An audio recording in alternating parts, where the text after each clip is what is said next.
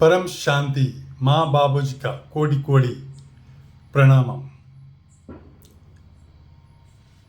ഇന്നത്തെ വിഷയമാണ്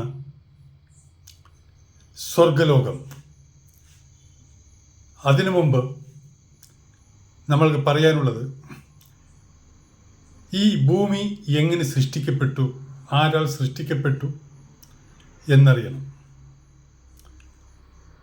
അതിനു മുകളിലുള്ള കാര്യങ്ങൾ അറിയണം.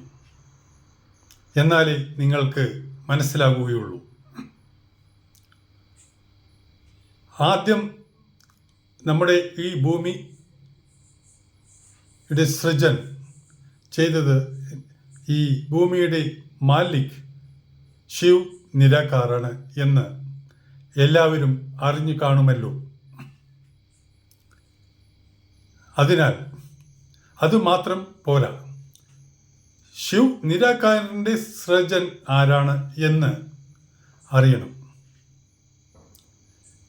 ഇത് നമ്മുടെ ഒരു ഭൂമിയിൽ മാത്രമാണ് ഭഗവാൻ എന്നാണ് എല്ലാവരും ചിന്തിച്ച് വച്ചിരിക്കുന്നത്. കാരണം ഉപനിഷത്ത്, 18 പുരാണം, വേദ് ഇവയെല്ലാം പറയുന്നത് നമ്മുടെ ബ്രഹ്മാണ്ടത്തെക്കുറിച്ചുള്ളത് മാത്രമേ പറയുന്നുള്ളൂ. മേലെ ബ്രഹ്മാണ്ടത്തെക്കുറിച്ച് ചില പോയിന്റുകൾ മാത്രമേ ഉള്ളൂ. എങ്ങനെയാണ് നമ്മുടെ ശിവ് നിരാകാരനെ സൃഷ്ടി ചെയ്തത് എന്ന് നോക്കാം. ഒരു ബ്രഹ്മാണ്ടമായിട്ട് സൃഷ്ടി ചെയ്യില്ല. ഒരു ബ്രഹ്മാണ്ടം എന്ന് പറഞ്ഞാൽ സയൻസുകാർ പറയുന്നത് സോളാർ സിസ്റ്റം എന്നാണ്.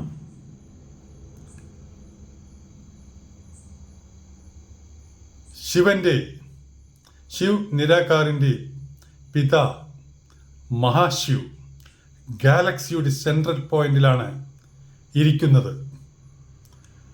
ആ ഗാലക്സിയുടെ സെൻട്രൽ പോയിന്റിൽ ഉള്ള മഹാശിവൻ സൃഷ്ടി ചെയ്യാൻ ആരംഭിച്ചു. അങ്ങനെ 800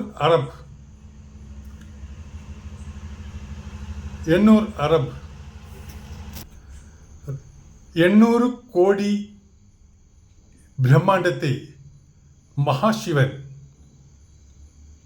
സൃജൻ ചെയ്തു. കാരണം ബ്രഹ്മാണ്ടത്തിന് സൃഷ്ടികർത്താവായ ശിവ് ഭഗവാനെ 800 ശിവ് ഭഗവാനെ മഹാശിവൻ സൃഷ്ടി ചെയ്തു. എന്നിട്ട് മഹാശിവൻ ആവശ്യപ്പെട്ടു, ശിവ് നിരാകാറിൻ്റെ അടുത്ത് നിങ്ങൾ സൃഷ്ടി ആരംഭിക്കുക. 800 കോടി ബ്രഹ്മാണ്ടത്തെയാണ് സൃഷ്ടി ചെയ്യാൻ മഹാശിവൻ പറഞ്ഞത്. നിങ്ങൾ ആലോചിക്കുന്നത് ഒരൊറ്റ ബ്രഹ്മയേ ഉള്ളൂ, ഒരൊറ്റ ശിവനേ ഉള്ളൂ, ഒരൊറ്റ വിഷ്ണുവേ ഉള്ളൂ എന്നാണ്. അങ്ങനെയല്ല. ദേവി മഹാപുരാണത്തിൽ പറയുന്നത്, മഹാദേവി, മഹാശക്തി, ഗാലക്സിയുടെ മഹാശക്തി, നമ്മുടെ ബ്രഹ്മാണ്ടത്തിൽ ശക്തി മാത്രമാണ് ഉള്ളത്. ഗാലക്സിയിൽ മഹാശക്തിയാണ്, അവരാണ് നടത്തിക്കൊണ്ടു പോകുന്നത്. ആ മഹാശക്തി വിഷ്ണുവിനെയും ശിവനെയും ബ്രഹ്മാവിനെയും ദിവ്യരഥത്തിൽ കയറ്റി ബ്രഹ്മാണ്ടം മുഴുവൻ കൊണ്ടുപോയപ്പോൾ അവർക്ക് അറിയാൻ സാധിച്ചു, ഒരു ബ്രഹ്മയല്ല, അനന്തകോടി ബ്രഹ്മയുണ്ട്, അനന്തകോടി ശിവനുണ്ട്, അനന്തകോടി വിഷ്ണുവുണ്ട് എന്ന് അവർക്ക് മനസ്സിലായി. ആ മഹാശക്തി പരിചയപ്പെടുത്തി കൊടുത്തു. അതുവരെ ഞങ്ങളാണ് ഏറ്റവും കൂടുതൽ പവർഫുൾ എന്ന് ചിന്തിച്ച ത്രിമൂർത്തി, അവരുടെ അഹങ്കാരം എല്ലാം ശമിച്ചുപോയി. ഇങ്ങനെയാണ് സൃഷ്ടി ചെയ്യപ്പെടുന്നത്. ഒരു ബ്രഹ്മാണ്ടമല്ല ഉള്ളത്, 800 കോടി ബ്രഹ്മാണ്ടത്തെ 800 കോടി ശിവൻ സൃഷ്ടി ചെയ്തു. പല ബ്രഹ്മാണ്ടങ്ങളെ പല ഡിസൈനിലുള്ള ബ്രഹ്മാണ്ടങ്ങളാക്കി ഓരോരോ വേറെ വേറെ വ്യത്യസ്ത ബ്രഹ്മാണ്ടങ്ങളാക്കി സൃഷ്ടി ചെയ്തു. അതുപോലെ നമ്മുടെ ശിവനും ഇവിടെ സൃഷ്ടി ചെയ്തു. അല്ലാതെ ശിവൻ മാത്രമല്ല അവസാനം ഉള്ളത്. ശിവൻ സ്വയംഭൂ ആണ് എന്ന് എല്ലാവരും ചിന്തിക്കും. പക്ഷേ അല്ല, ശിവന് മേലെ മഹാശിവനുണ്ട്, മഹാശിവന് മേലെ പരമമഹാശിവനുണ്ട്. ഇതെല്ലാം അറിയേണ്ടത് അത്യാവശ്യമാണ്. പക്ഷേ ഇതാർക്കും അറിഞ്ഞുകൂടാ. അതിനാണ് ബേഹദ് കി പരം ജ്ഞാൻ പ്രാപ്തമാക്കണം എന്ന് പറയുന്നത്. ഇനി നമ്മൾക്ക് സ്വർഗലോകം എന്താണ് എന്ന് ഇന്നലത്തെ കണ്ടിന്യൂഷനായി കേൾക്കാം. എന്താണ് സ്വർഗലോകം?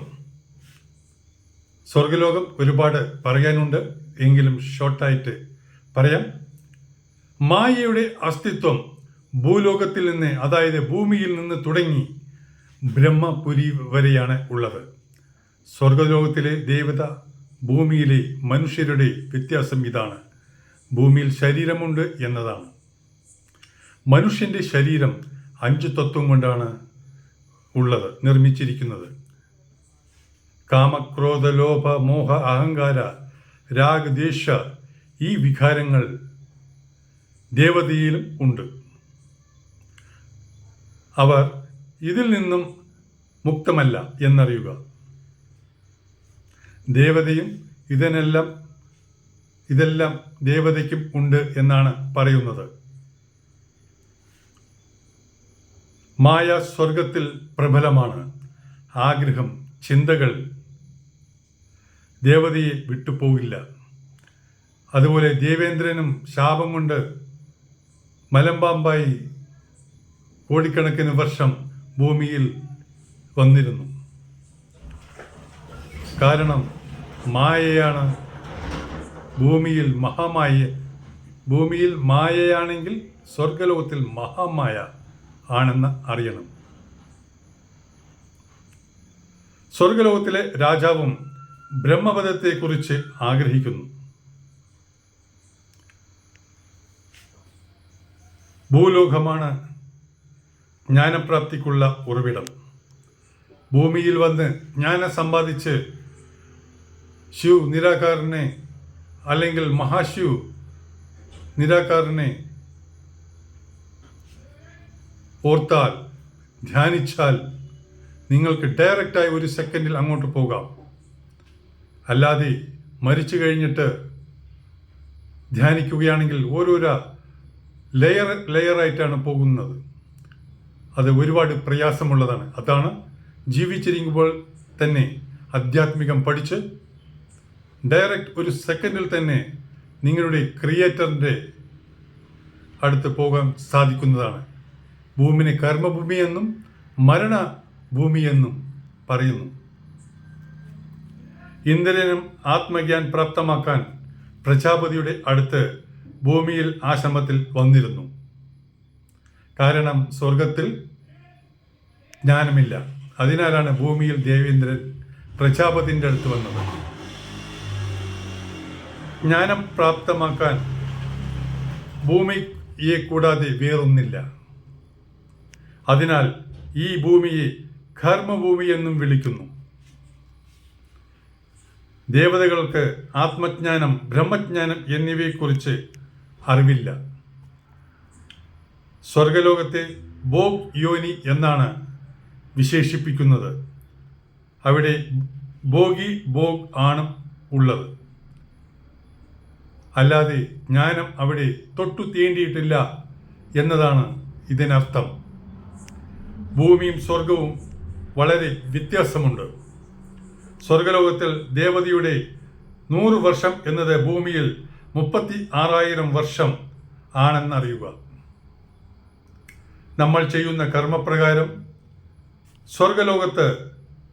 സ്വർഗലോകത്തിന് ശേഷം ആത്മയ്ക്ക് മനുഷ്യയോനി അല്ലെങ്കിൽ 84 ലക്ഷം യോനിയിൽ കറങ്ങും. ദുഷ്ട ആത്മാക്കളെ 55 കോടി നരകത്തിലേക്കും പറഞ്ഞുവിടുന്നതാണ്. ദുഷ്ട ആത്മാക്കളെ 84 ലക്ഷം കോടി നരകത്തിലേക്ക് 55 crore നരക് എന്നാണ് പറഞ്ഞിരിക്കുന്നത്. 84 അല്ല, 55 കോടി നരകമാണ് ഉള്ളത്, അതിലേക്ക് പറഞ്ഞുവിടും എന്നാണ് പറയുന്നത്. അതിൽ ഗരുഡ പുരാണത്തിൽ വ്യക്തമായിട്ട് പറയുന്നുണ്ട്. ഇനി നാളെ കാണാം. വീഡിയോ നീണ്ടു പോകുന്നു. നിങ്ങൾക്ക് ഇത് ക്ലിയറായിട്ട് പരംജ്ഞാനിൽ മാത്രമേ അറിയുകയുള്ളൂ. വേറെ ഒരു ജ്ഞാനത്തിലും ഇതിനെക്കുറിച്ച് ശിവന്റെ മേലെ മഹാശിവനുണ്ട്, മഹാശിവന്റെ മേലെ പരമശിവനുണ്ട്, പരമശിവന്റെ മേലെ പരം മഹാശിവനുണ്ട്, അതിൻ്റെ മേലെ പരം മഹാശിവൻ, അങ്ങനെ 100 കലയുള്ള ശിവനുണ്ട്, പരം 100 വരെ അത്ര ഉയരത്തിൽ ഉള്ള ശിവൻ, പവറുള്ള ശിവൻ ഉണ്ട്. പക്ഷേ നമ്മുടെ ഭൂമിയിൽ വേദ പുരാണങ്ങൾ, ഉപനിഷത്തുക്കൾ, നമ്മുടെ ഭൂമിയിൽ ജ്ഞാനം മാത്രമാണ് ഉള്ളത്. നിങ്ങൾക്ക് ഇതിന് ഭൂമിക്ക് പുറത്തുള്ള ജ്ഞാനം അറിയണമെങ്കിൽ ബേഹദ് പരം ജ്ഞാൻ അറിഞ്ഞേ തീരൂ. അല്ലാത്തവർക്ക് ഇത് ഒരിക്കലും അറിയില്ല. ബാബുജി ദ്രവ്യദൃഷ്ടിയിൽ കണ്ടതാണ് ഞാൻ പറഞ്ഞു തരുന്നത്. ബേഹദ് കി പരം ശാന്തി. ഷെയർ ചെയ്യുക, സബ്സ്ക്രൈബ് ചെയ്യുക. ബേഹദ് കി പരം ശാന്തി.